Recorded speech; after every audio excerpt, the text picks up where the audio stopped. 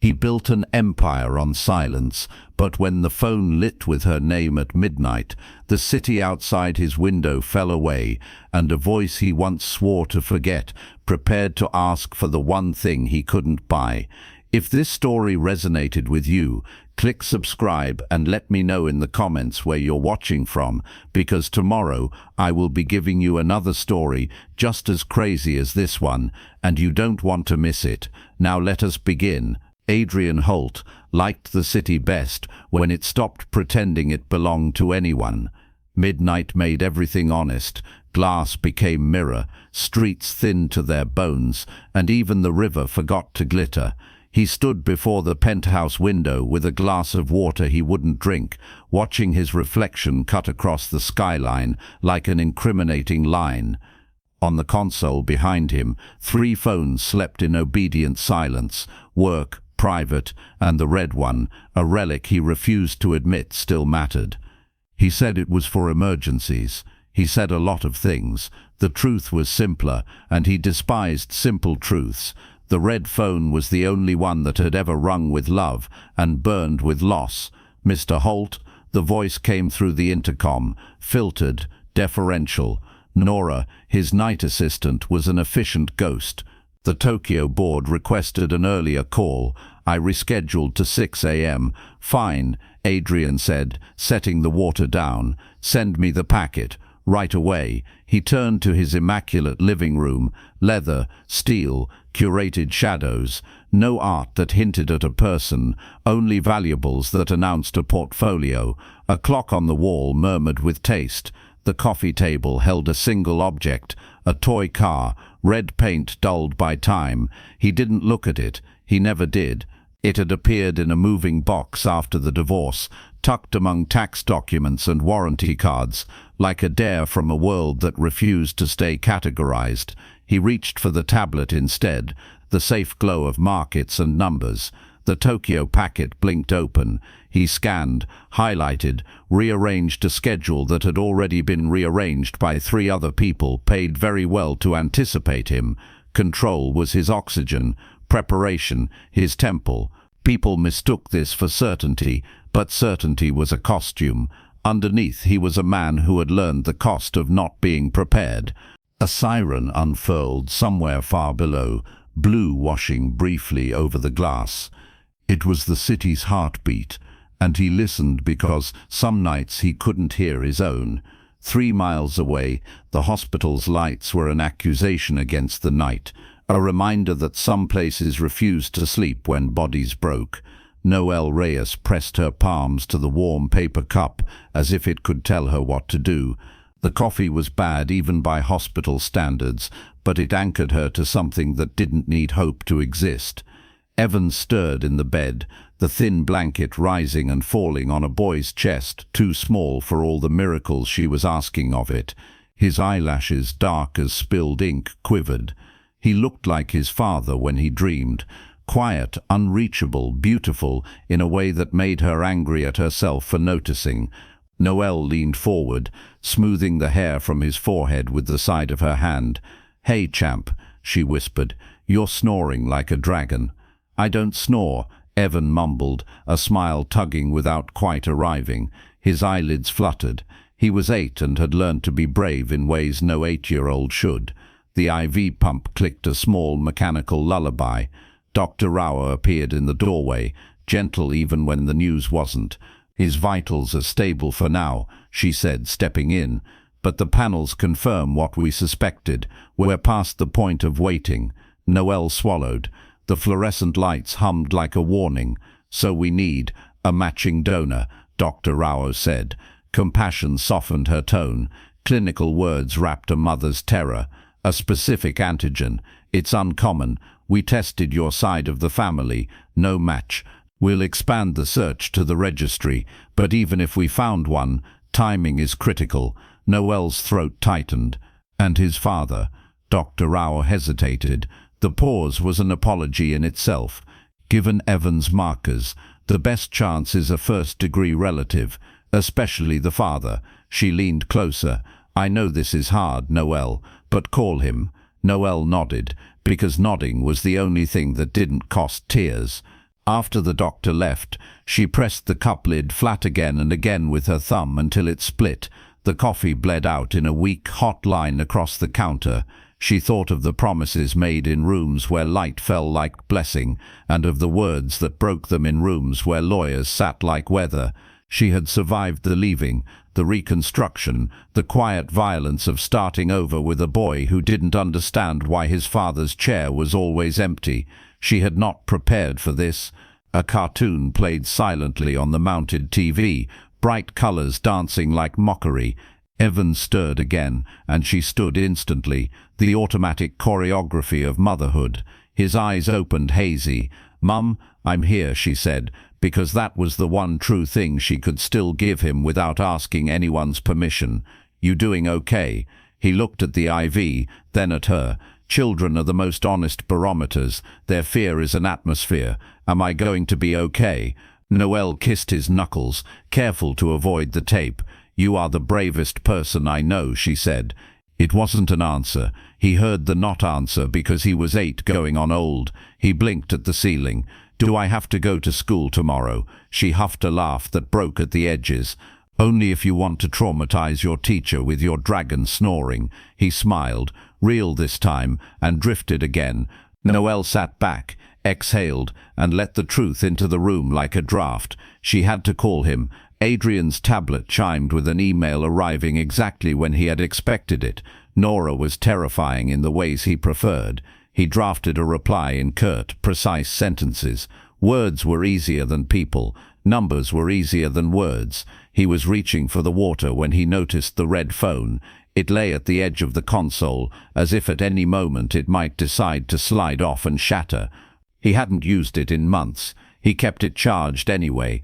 A man like him didn't leave loose ends. He curated his life like a museum, nothing on display that he couldn't defend. He picked it up, thumb tracing the small scratch near the charging port. He remembered the night it happened. Evan's stroller catching on a curb, the phone skittering across concrete, Noelle's laugh rising like a dare. "Everything doesn't have to be pristine, Adrian," she'd said, baby sunlight in her eyes. "Some things are allowed to be loved." He had wanted to say, "I don't know how." He had said, "We'll get it repaired." He set the phone down. In the kitchen, the refrigerator purred. He opened it, stared at rows of glass bottles arranged like soldiers. He closed it again without taking anything. The hunger he felt wasn't in his body. He walked back to the window. The city had shifted subtly, a cloud tearing away from the moon, the river deciding to glitter after all. His reflection watched him as if it knew secrets he would never admit. The red phone vibrated once, a small seismic shiver. He didn't move. Another buzz. The sound tunneled through the room, through his ribs. He turned, and the name on the screen unstitched him in a single precise motion, Noelle.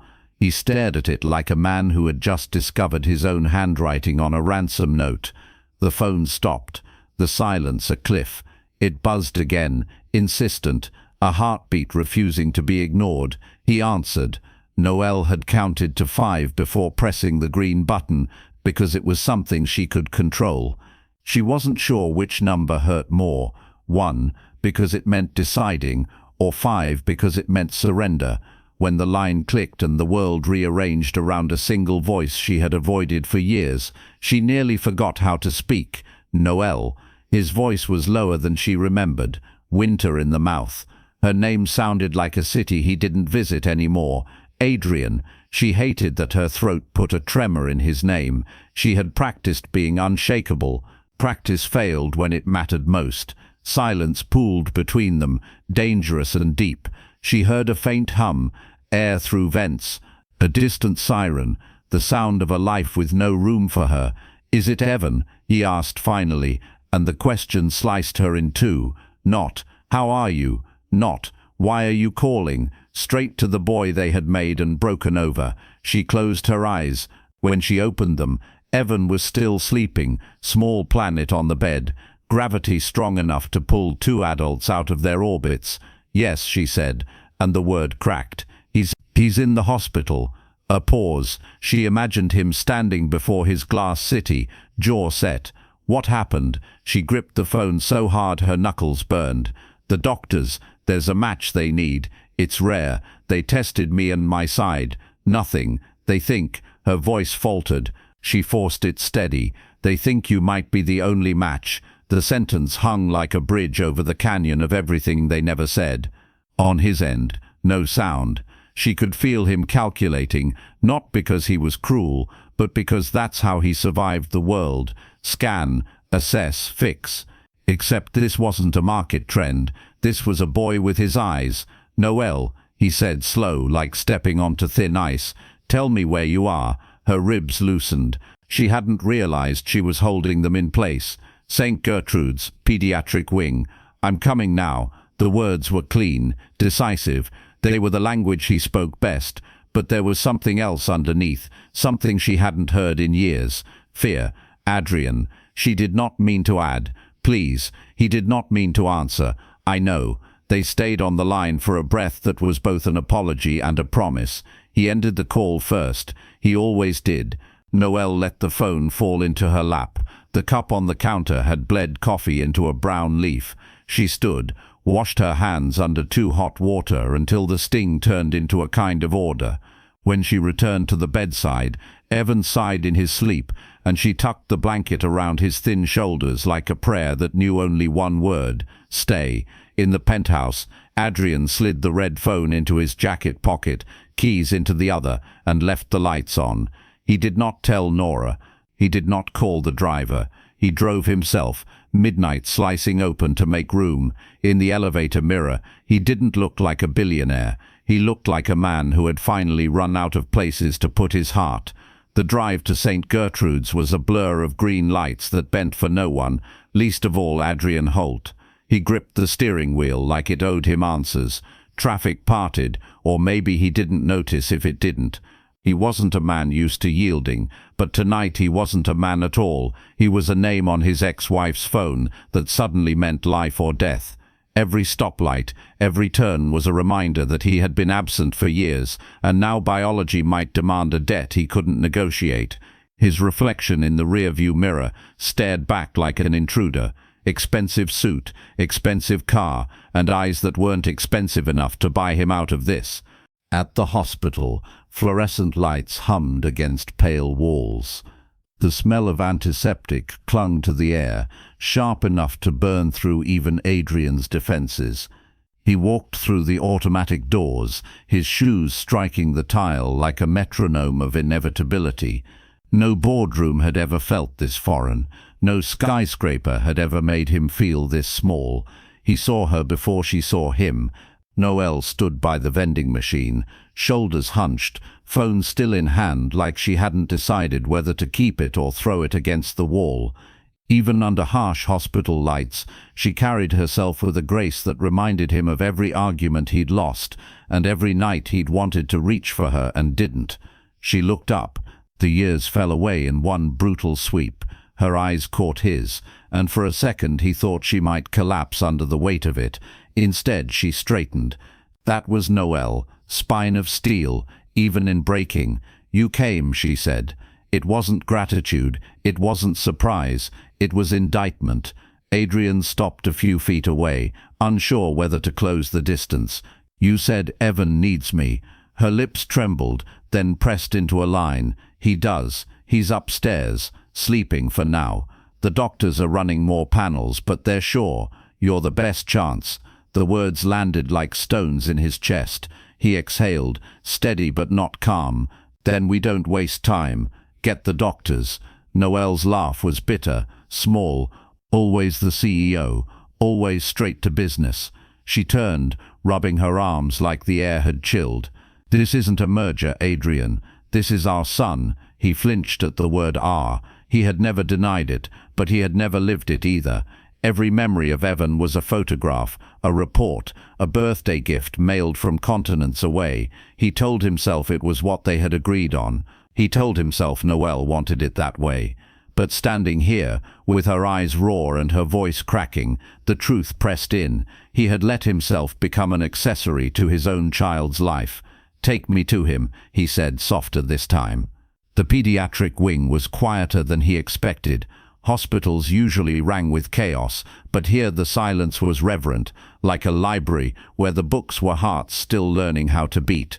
Adrian followed Noel down the corridor, his chest tightening at every cartoon mural smiling from the walls. Bright animals painted for children, too sick to see them as anything more than background noise. When they reached the room, Noel paused at the door. "Before you go in, he doesn't really know you." Adrian's jaw clenched. "I know." "No," she said, sharper now, her hand gripping the doorframe. "You think you know, but you don't. He doesn't recognize your voice. He doesn't ask for you. He doesn't imagine you into his stories.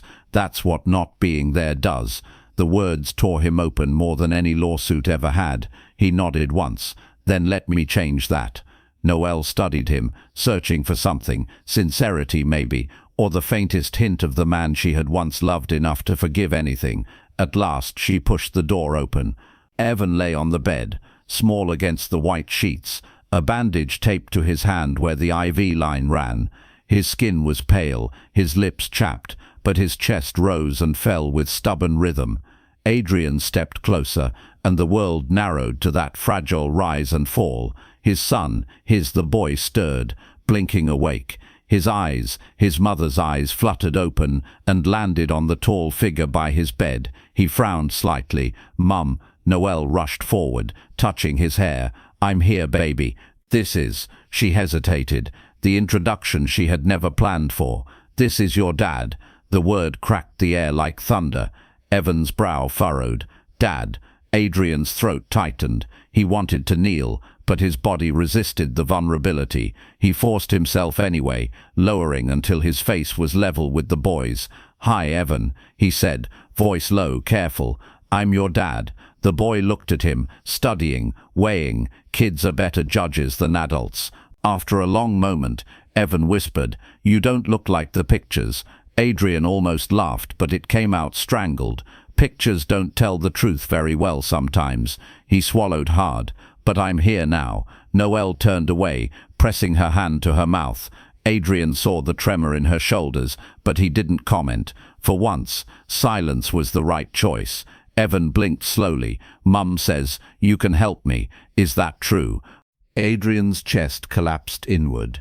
He reached out, hesitated, then let his hand rest gently on the blanket near Evan's arm, not touching, but close enough. "Yes," he said, steady as steel. "Whatever it takes, I promise." The boy smiled faintly, then closed his eyes again, drifting back into sleep. The beeping of the monitor filled the room like a second heartbeat. Noel whispered, almost too quiet for Adrian to hear, "Don't make promises you can't keep." He didn't answer. For the first time in his life, he was terrified he couldn't. Dr. Rao entered, clipboard in hand. She glanced at Noel, then at Adrian. "Mr. Holt, thank you for coming. We'll need to run a blood compatibility test immediately. If you're a match, we'll move forward with preparations for the transfusion." Adrian stood, his spine straight as though it could keep the world upright. "Do it now." The doctor nodded. A nurse appeared, motioning him into the hall. Adrian followed without looking back, but the image of Evan, small, fragile, whispering the word Dad, burned into his mind like a brand he couldn't escape. Noel stayed by the bed, her hand around her son's, her eyes damp. She whispered to the boy, though he was asleep, "He promised, baby. Let's hope he finally means it." If you were in Adrian's shoes, meeting your child for the first time under life or death circumstances, what would you say? Would you confess the years of absence, or focus only on the promise of being there now? Share your thoughts in the comments. The nurse guided Adrian into a narrow room that smelled of alcohol swabs and sterile metal. The walls were the color of resignation, pale and unremarkable. He sat down, rolling up his sleeve without being asked. The nurse tightened the band around his arm, searching for the vein. Adrian didn't flinch. He had sat through endless negotiations with hostile investors, entire boardrooms waiting to see him crack. A needle wasn't going to make him tremble, but the reason for it, that nearly did. "This won't take long," the nurse said. She slipped the needle in with practiced precision, filling a vial with dark, undeniable truth. Adrian stared at it as though it contained not blood but everything he had refused to feel. When it was over, the nurse smiled faintly. "We'll have the results soon." Adrian nodded once. "Make it soon." She left. He pulled his sleeve down, smoothing it like he was preparing for a board presentation, but the fabric couldn't straighten what was twisting inside. Back in the pediatric room, Noelle sat like a sentry at her son's bedside. The monitors beeped, steady but fragile. She didn't look up when Adrian returned. "You really came," she said, her eyes still fixed on Evan. He stood in the doorway, hands shoved in his pockets. "You didn't leave me a choice." That made her laugh, bitter and tired. "There's always a choice with you, Adrian. That's what made leaving so easy. You chose yourself every time." His jaw tightened. He stepped in, lowering his voice. "Do you think I wouldn't come for my son?" Noelle snapped her head toward him, her eyes flashing. "Your son. Now he's your son. Where were you when he asked why Daddy never tucked him in? When he cried himself to sleep on his birthday because a package from Tokyo isn't the same as a hug?"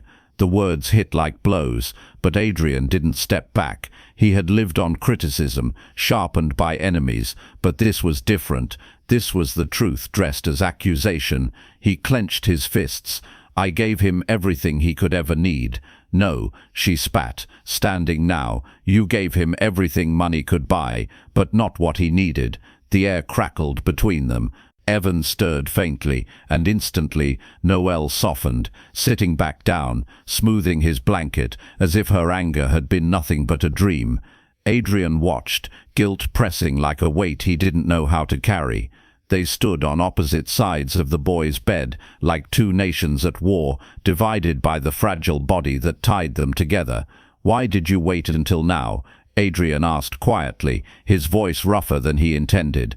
Noelle didn't look at him. "Because I swore I wouldn't call you unless I had no other choice. And here we are." Her words carried two meanings. "You are my last resort, and I hate that you are also my only hope."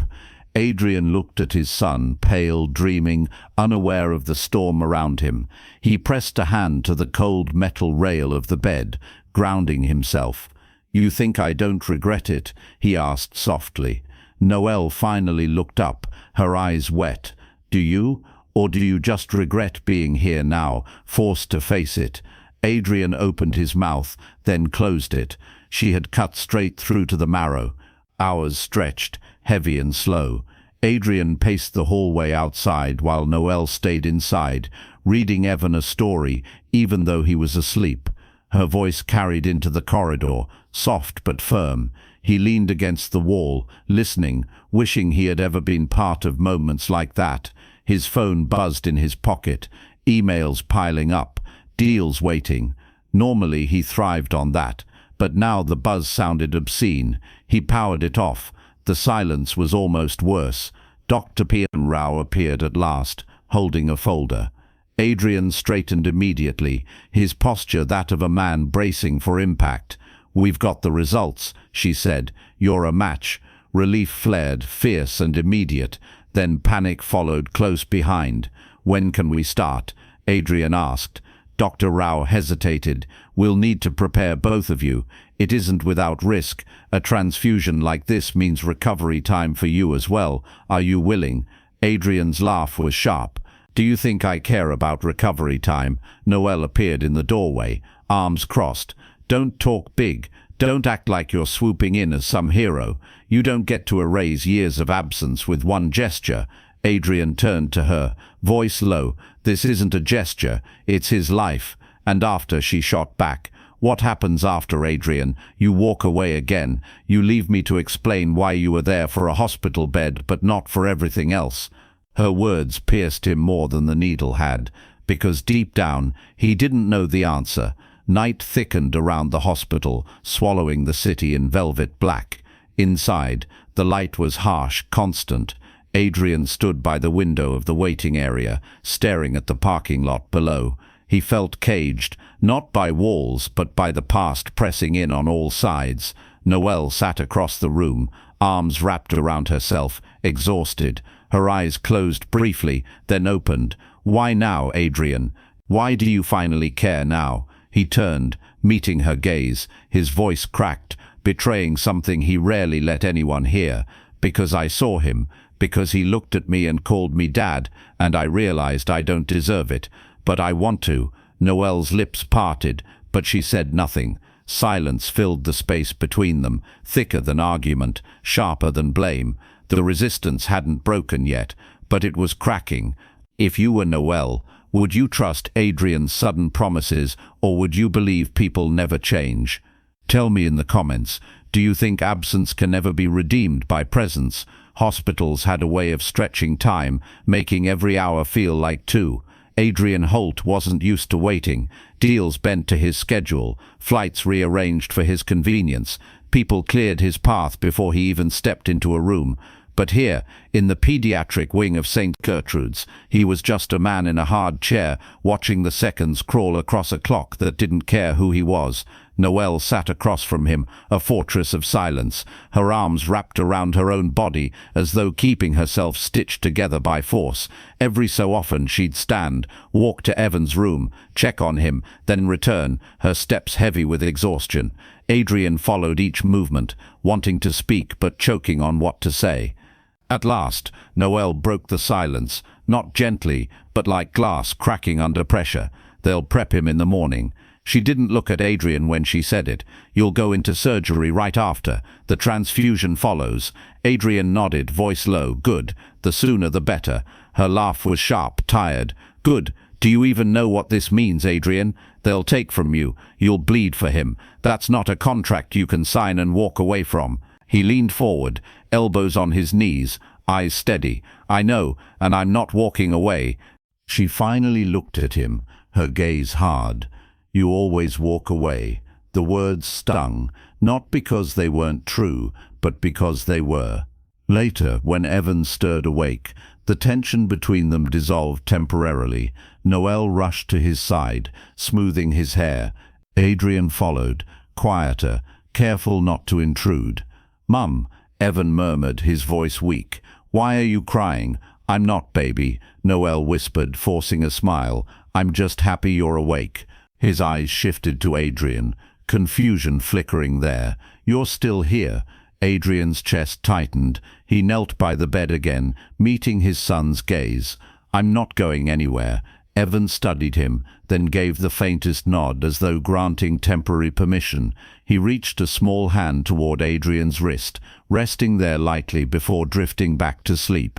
The contact was brief, but it branded Adrian like fire. Noelle saw it too. Something in her expression softened for just a moment, then hardened again. The hospital cafeteria was nearly empty when Adrian and Noelle sat across from each other later that night. Neither touched the food on their trays. Noelle stirred her coffee, her hands trembling slightly. You should get some sleep. They'll need you strong tomorrow. I'll sleep after, Adrian said. She smirked bitterly. Somehow I believe that. She tapped her spoon against the cup, then lowered her voice. Do you even know what he likes? What makes him laugh? Adrian looked at her, guilt in every line of his face. No. Her eyes glistened, and she bit down hard on her lip. He likes dinosaurs. He can name every single one, even the ones I can't pronounce. He hates peas, but he'll eat them if I tell him they'll make him strong. He wants to be an astronaut, because he thinks space is big enough to hold all the people who feel alone. Her voice broke. That's the kind of boy he is, and you don't know any of it.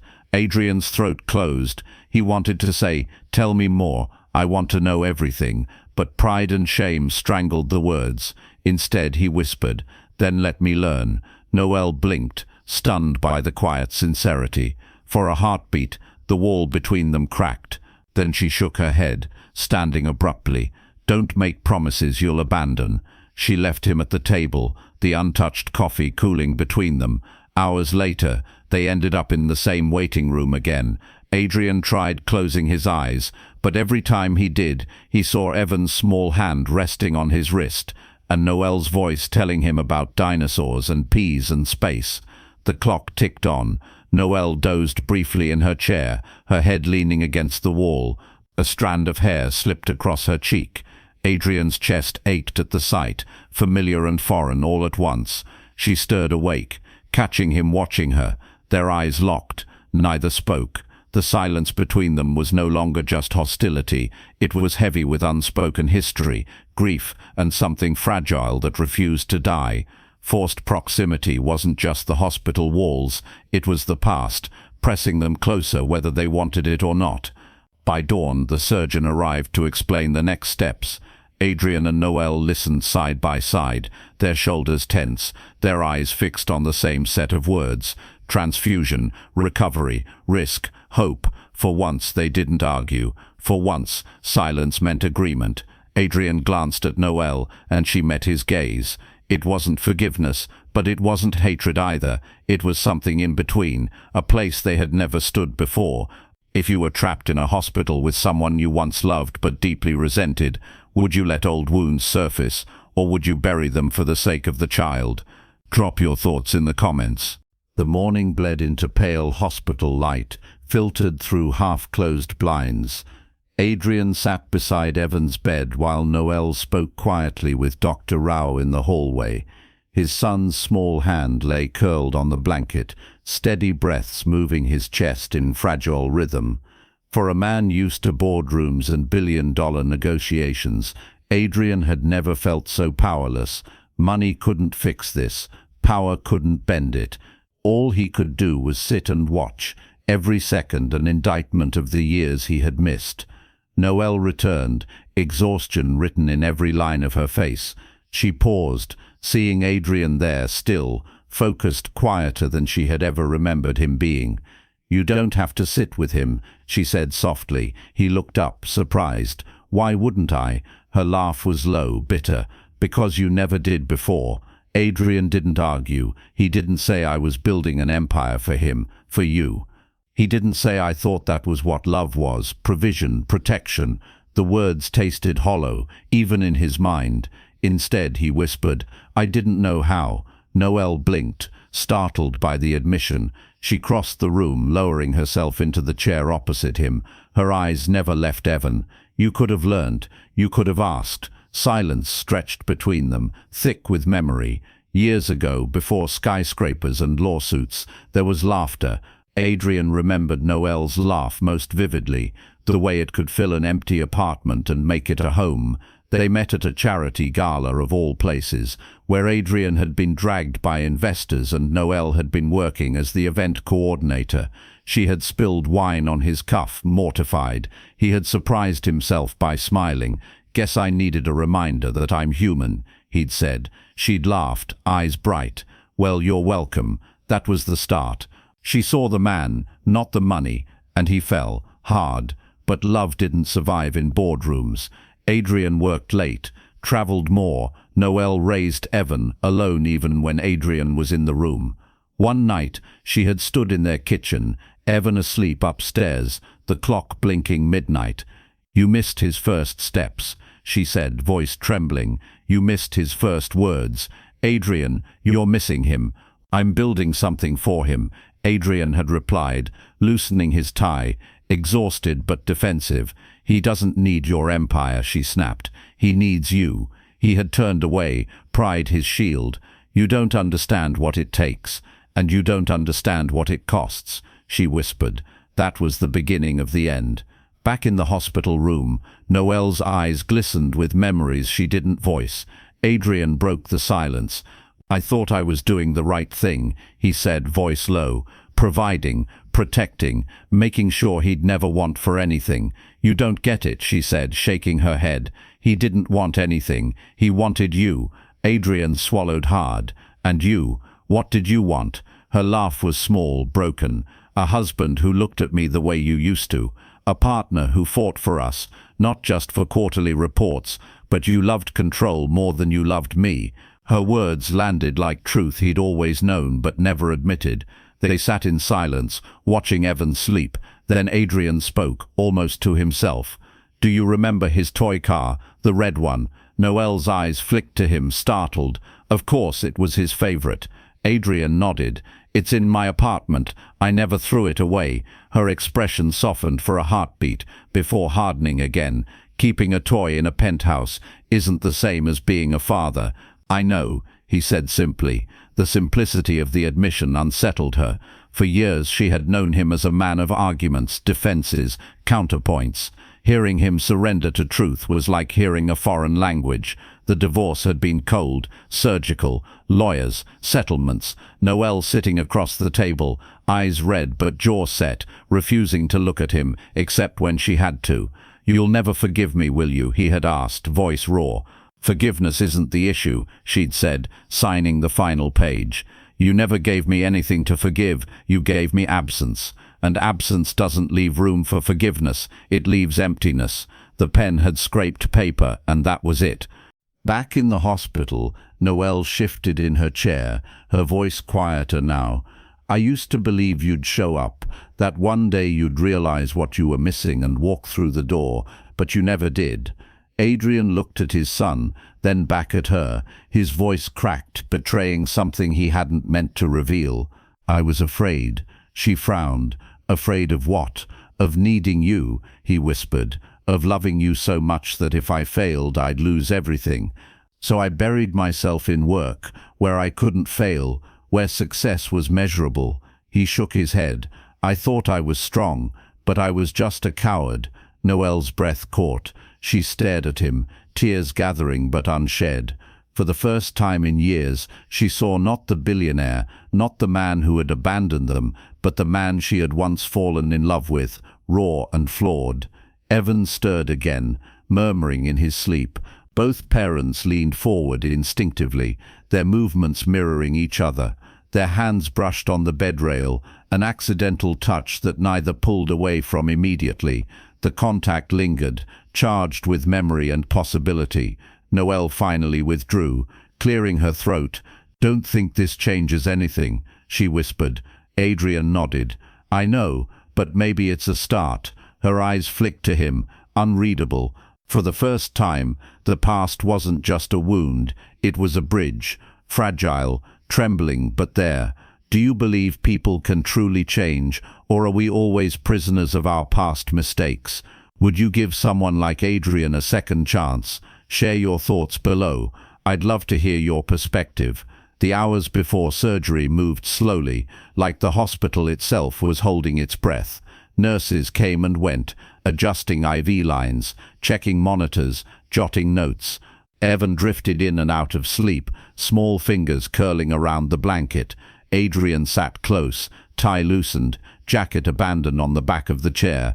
Noelle hovered nearby, watching with the protective gaze only a mother carried. Their proximity wasn't chosen, it was demanded by circumstance. But slowly, it began to feel less like a prison and more like a fragile truce. Evan stirred, eyelids fluttering open. "Mum, I'm here, baby," Noelle said instantly, leaning forward. His eyes moved to Adrian. "You're still here too." Adrian swallowed, leaning closer. "I told you I wouldn't leave." Evan studied him, as though testing if promises could be trusted. Then, with the disarming bluntness of children, he whispered, "You look tired." Noelle smirked despite herself. "That's because he is. Billionaires don't usually sleep in hospitals." Adrian glanced at her, raising an eyebrow. "Neither do mothers." It was the first exchange that didn't taste like bitterness. Noelle's lips twitched, fighting a smile she didn't want him to see. Later, while Evan was awake and more alert, Noelle pulled out a small sketchbook from her bag. "We draw sometimes," she explained, handing Evan a pencil. "Helps him keep his mind busy."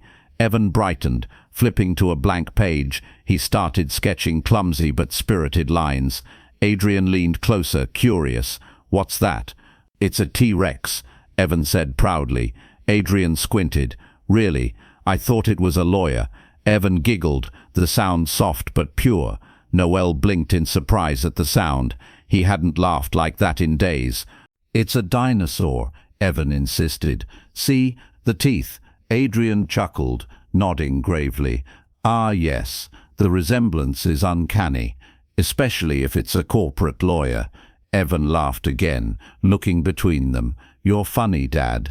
The word hit Adrian like a punch and a blessing all at once. Dad, not stranger, not billionaire, just Dad. Noelle's eyes softened, catching the flicker of emotion that crossed Adrian's face. For a moment, she let herself imagine this was normal.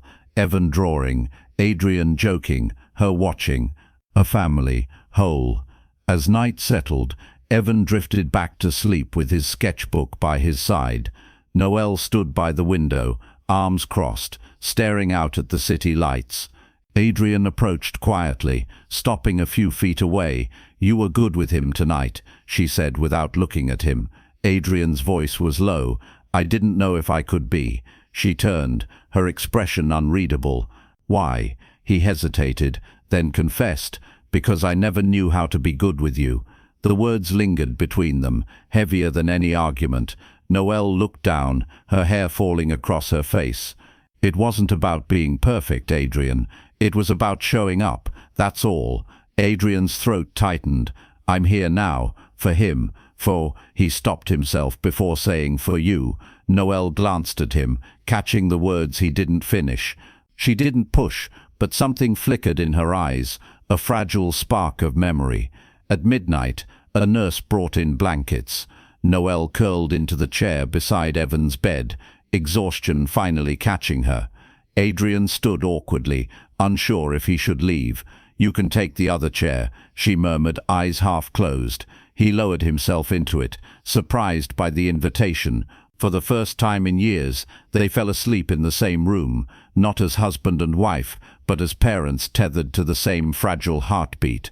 Morning light seeped through blinds, waking Adrian. He looked across the room. Noelle was still asleep, her head tilted, hair loose around her face. In sleep, the hardness was gone. She looked like the woman he had first fallen for. He caught himself staring, then forced his gaze away, but not before Evan stirred and whispered, half asleep, "You were looking at Mum." Adrian froze. "I wasn't." Evan smiled faintly, eyes still closed. "You should. She smiles better when you're here." Adrian swallowed hard, emotions tangling inside him. He reached out and squeezed his son's hand gently. "Get some rest, champ. You'll need your strength." Evan drifted off again, leaving Adrian staring at the space between past and possibility. When Noelle woke, she noticed the way Adrian was holding Evan's hand. She didn't comment. Instead, she whispered, "They'll take you both in an hour." Adrian nodded, meeting her gaze. For once, there was no anger in it, only shared fear, shared hope. For the first time in years, they weren't adversaries. They were two people standing on the same side of a battle, and for a fragile, fleeting moment, it felt like healing might be possible. Do you think small moments like laughter over a drawing or sharing a chair through the night can rebuild something broken, or do big betrayals always overshadow them? Comment below. I want to hear your take. The hospital room was too bright for what it carried. Morning light cut sharp lines across the floor, sterile and merciless. Nurses prepped Evan for surgery, attaching wires, double-checking charts. The boy was brave, too brave. His small voice trembled only once when they inserted another line, and he whispered, "Mum?" Noelle was instantly at his side. "I'm here, baby." Adrian stood on the other side, watching his son's pale face, feeling more helpless than he ever had in his life. He wanted to reach for him, to say, "You'll be fine. I won't let anything happen," but his throat locked. Instead, he looked at the nurse, his tone clipped, commanding, "Make sure you use the best anesthesiologist. I want the most experienced surgical team. Cost isn't an issue." Noelle's head snapped toward him, eyes flashing. "Don't." The word cracked like a whip. Adrian blinked, thrown. "Don't what?" "I'm ensuring he gets the best." Her voice was low, dangerous. "Don't turn this into another business deal. This isn't about money, Adrian. It never was." Adrian bristled, anger mixing with fear. "Don't act like resources don't matter. Without them, none of this would even be possible." Evan stirred, eyes flicking between them. "Don't fight," he whispered, small and pained. Noelle instantly softened, stroking his hair. "We're not, sweetheart, just talking." But when she looked back at Adrian, her eyes were blades. Later, in the hallway as Evan was wheeled toward pre-op, the fragile thread snapped. "You don't get it," Noelle hissed, her voice breaking under restraint. "You think writing checks and making demands equals love. But you missed years, Adrian. Years I can't give back to him. Years he can't give back to you. Adrian's fists clenched at his sides. And what would you have had me do? Walk away from everything I built? From the company, the empire, the security? Yes, her voice cracked, startling a passing nurse. She lowered it, trembling. Yes, Adrian, I would have given up every penny to have you show up. I didn't need your empire. I needed my husband. He needed his father. The words hit him harder than any boardroom ambush. He tried to steady himself, but anger rose, fueled by guilt he couldn't swallow. And you think you're blameless? You pushed me away at every turn. You judged me for working, for building. You never understood what it took, what it cost me too. Her laugh was hollow, tears streaking her face. What it cost you. You still had your office, your flights, your applause. I was the one explaining to a 4-year-old why Daddy's seat at the dinner table was always empty. Silence fell heavy between them, broken only by the squeak of wheels as Evan's bed disappeared into surgery. Noelle's voice cracked to a whisper. You don't get to cry, Father, now. You forfeited that years ago. Adrian's chest heaved, his vision burning. And yet, here I am, the only one who can save him. Remember that. The moment the words left his mouth, he wanted to rip them back. Noelle froze, staring at him as if he had struck her. Slowly she shook her head. Her voice was sharp with betrayal. There it is, the arrogance, the ego. Even now, when our son is on an operating table, you make it about you. Tears blurred her vision as she turned away. God help me, Adrian. I was a fool to hope you'd changed. She walked down the corridor, her shoulders trembling, leaving him standing alone. Adrian leaned back against the wall, running a hand over his face.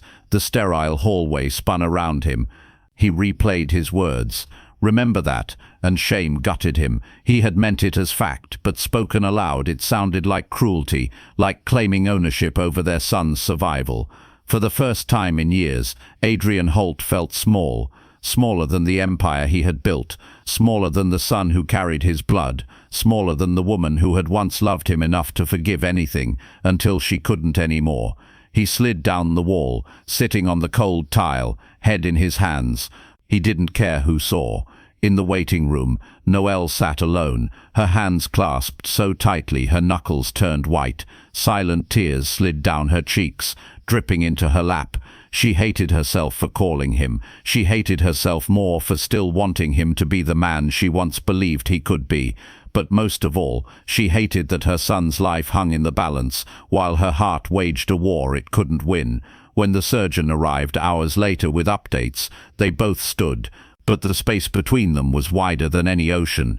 They listened in silence, nodded in silence, prayed in silence, but not together. Whatever fragile bridge had formed between them in those late-night moments of laughter and tenderness, it had shattered, and neither knew if it could ever be rebuilt.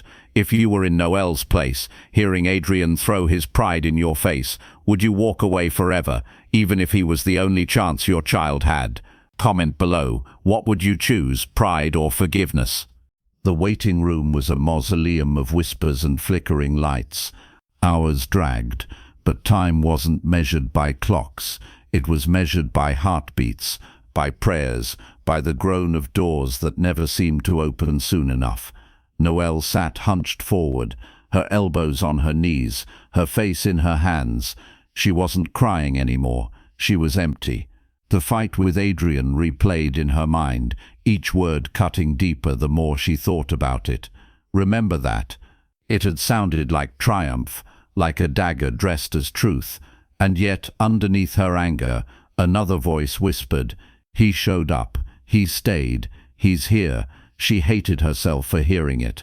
Across the hall, Adrian sat in an empty alcove, his head leaned back against the wall, staring at the ceiling tiles as if they might rearrange into answers.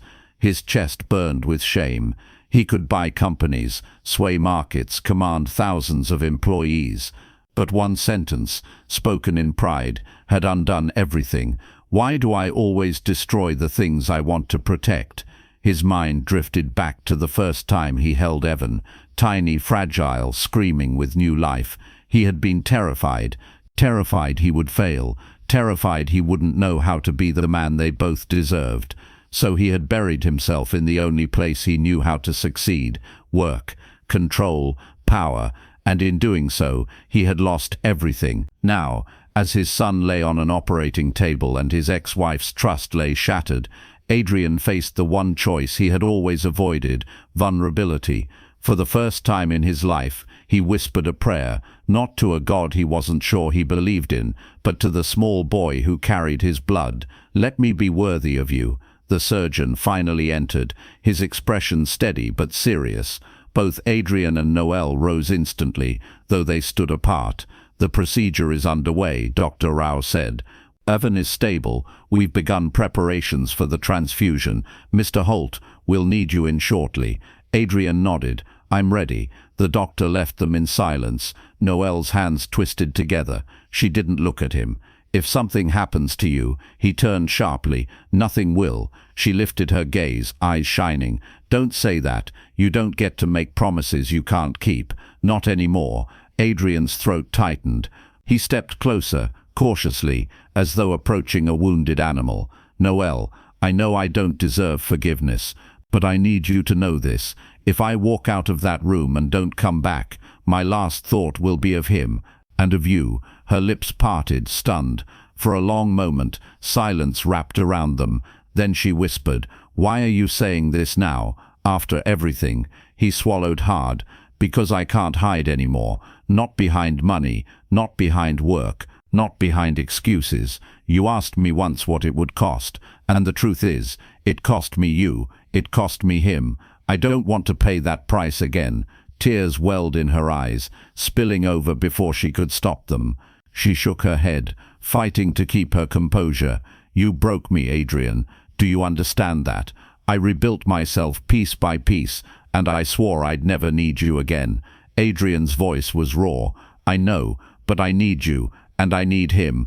If there's anything left in you that believes I can be better, let me prove it. Not tomorrow, not someday, now." The silence that followed was deafening. Noel's breath hitched. She wanted to scream, to collapse, to believe, to refuse. Every part of her warred against itself. Finally she whispered, "If you're really here, stay. Not just for this surgery, not just until the headlines fade. Stay for him, for me, or don't come at all." Adrian's chest constricted. He stepped closer, his voice barely audible. "Then I'll stay." Her tears fell freely now, silent but unstoppable. She didn't move toward him, but she didn't step back either. It wasn't forgiveness, not yet, but it was the choice, the opening of a door that had been locked for years. When the nurse came to escort Adrian into pre-op, he turned to Noel. Their eyes met. No more pride, no more walls, just fear, hope, and something fragile rekindling. Noel whispered, "Come back to him." Adrian nodded, steady. "I will," and for the first time, she almost believed him. If you were in Noel's shoes, would you risk opening the door to someone who broke your heart once, just because they claim they've changed? Comment below. Do you think people deserve second chances, even after deep betrayal? The sterile brightness of the operating theatre faded into a blur as Adrian drifted in and out of sedation. He felt the tug, the drain, the strange pull of his own blood leaving him. Somewhere in the haze, he thought of a toy car with chipped red paint, of laughter in kitchens long gone, of a boy whispering "Dad" like it was both a question and a gift. He clung to those fragments because they were the only things that mattered. When it was over, he woke in recovery. Groggy, a dull ache in his arm. A nurse checked his vitals, murmured something reassuring. He tried to speak, but the first thing that left his lips wasn't about himself. "My son," the nurse smiled softly. "Stable. The transfusion went well. He's resting now. Both of you need time, but the prognosis is hopeful." Hopeful, a word Adrian had learned not to trust, but for once he let it root in his chest. In Evan's room, machines beeped with steady rhythm. His skin held more color now, the dangerous pallor lifting. Noel sat beside him, her hand resting on his small fingers, whispering prayers that didn't need words. When the door opened and Adrian was wheeled in, pale but awake, her breath caught. For a moment, she just looked at him, the man she had hated, missed and loved all at once. "You did it," she whispered. Adrian's eyes went to Evan first. "We did it." The boy stirred, eyelids fluttering open. He blinked, disoriented, then smiled faintly when he saw both of them there. "Mum, Dad." His voice was small but steady. "Did we win?" Noelle laughed through her tears, leaning down to kiss his forehead. "We won, sweetheart. We won." Adrian reached out, his hand trembling slightly. Evan caught it, holding tight. "Thank you, Dad," he whispered. The word didn't just land, it healed. For Adrian, it was both wound and balm, a forgiveness wrapped in 2 syllables. His throat closed, and for the first time in years, his tears came without shame. "I'll never leave you again," he said, voice breaking. "Never." Evan smiled weakly, satisfied, and drifted back into sleep. Hours later, with Evan resting peacefully, Adrian and Noelle found themselves outside the room, sitting on the same hard bench in the corridor.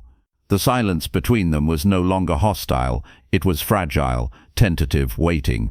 Noelle spoke first, her voice soft. "I saw you, Adrian, in there. Not the businessman, not the billionaire, just a father. That's all he ever needed." He turned to her, his face stripped of the arrogance he once wore like armor. "And what about you? What did you ever need?" Her eyes glistened. "A husband who stayed, a man who chose us, even when it wasn't convenient." Adrian swallowed hard, his voice thick. "Then let me try again. Not with money, not with promises I can't keep, just with presence, with showing up."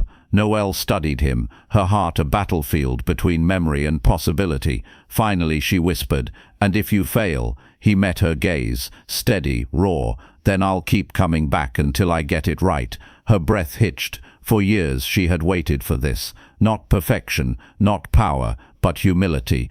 The man before her wasn't the one she had divorced. He was different. Broken, yes, but also rebuilt. She let out a shaky laugh, tears spilling over. "Do you know how many nights I prayed for this, and cursed myself for still wanting it?" Adrian's hand reached for hers, hesitated in midair, then rested gently over it. "Then maybe we both get a second chance." Her fingers tightened around his, not with certainty, but with hope, and for the first time in years, hope felt like enough. The days that followed were slow, filled with recovery and quiet moments. Evan regained strength, his laughter returning in small bursts that lit the room brighter than any hospital light. He drew another dinosaur in his sketchbook. This time, he made it a family of 3. When he showed it to them, Adrian chuckled softly. "Looks like I finally recognize myself in one of your drawings." Evan grinned. "See, you're not so scary." Noelle laughed, shaking her head. "Don't tell the business world that. They'd faint." Adrian's gaze lingered on her, warmth in his eyes that hadn't been there in years. For once it wasn't the gaze of a man calculating profit or loss, it was simply love. On the last night before discharge, the 3 of them sat together in Evan's room. Noelle leaned against the chair, Evan asleep in her lap. Adrian sat close, his hand resting protectively on both of theirs. Silence filled the room, but it was a good silence, the kind that spoke of healing, of promises kept, of futures worth building. Adrian whispered, almost to himself, "This is what I should have fought for all along." Noelle's eyes softened. "Then fight for it now." He looked at her, steady, no hesitation this time. "I will, every day for the rest of my life." And for the first time she believed him. As dawn painted the sky outside the hospital window, Adrian, Noelle, and Evan stood together. Not perfect, not fully healed, but whole in a way they hadn't been in years. Love, once buried under pride and distance, had found its way back, unexpected, hard-won, and stronger for having almost been lost. Thanks for staying with us till the end. If this story touched you, the next one will sweep you off your feet. It's even more thrilling and full of surprises you won't want to miss. Tap the like button and hit subscribe now so you're the first to catch our next romance tale.